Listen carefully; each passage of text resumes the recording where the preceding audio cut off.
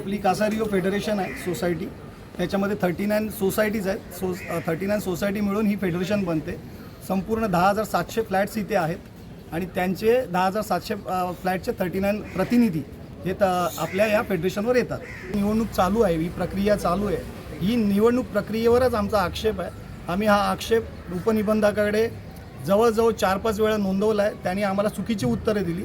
आक्षेप असा आहे की पहिलं तर आमचे बायलॉज आम्ही 4 महिन्यापहिले उपनिबंधकाकडे पत्र दिलं होतं की आमचे पहिले बायलॉज रिपेअर करा, मग निवडणुका लावा.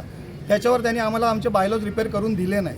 दुसरा आमचा त्याच्यावर आक्षेप आहे की आमची डिफॉल्टरची लिस्ट ही पब्लिश करायला पाहिजे होती, ती पब्लिश न करता त्यांनी निवडणूक लावली.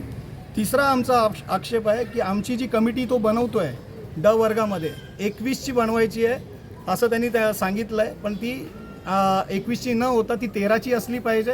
कारण की जनरल बॉडी ही 39 आहे, त्याच्यामध्ये 21 जर मॅनेजिंग कमिटी झाली तर जनरल बॉडी ही मायनॉरिटीमध्ये येते, मग त्यांचे काहीच हक्क राहत नाही. हा तिसरा मुद्दा आहे. चौथा मुद्दा आमचा या इलेक्शनमध्ये ज्या चुकीच्या तऱ्हेने आम्ही आक्षेप घेतलेले होते, 4 का 5 लोक हे चुकीच्या तऱ्हेने या निवडणुकीमध्ये भाग घेतला आहे.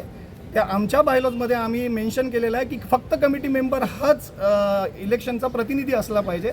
तो प्रतिनिधी नसून तिथे त्यांच्या कमिटी मेंबर रेसिडेंट्स म्हणून ते तिथे प्रतिनिधित्व करत आहेत आणि ते पण विदाऊट AGM आणि HGM या बऱ्याच गोष्टी तिकडे मॅन्युप्युलेटेड करून हे इलेक्शन लावलं जातं आहे. ह्या पूर्ण इलेक्शन प्रोसेसवर आमचा आक्षेप आहे. आम्ही उपनिबंधक राम कुलकर्णीने लावलं आहे. आम्ही राम कुलकर्णीकडे दाद मागितली, त्यांनी आम्हाला त्याची MSEX ॲक्टचे अंडर हे तुमचे ऑब्जेक्शन्स रिजेक्ट केले.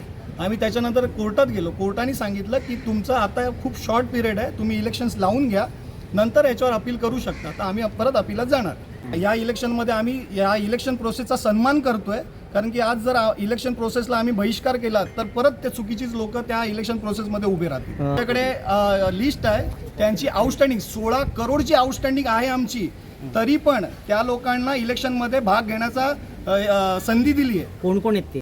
16 करोड आउटस्टँडिंग आहे आणि 16 करोड आउटस्टँडिंग असलेल्या या प्रतिनिधीमध्ये जेवढे आहेत, मी पण असू शकतो त्याच्यामध्ये आउटस्टँडिंगमध्ये, तर मी पण तिथे भाग घेऊ शकणारच नाही. हा कायदा आहे.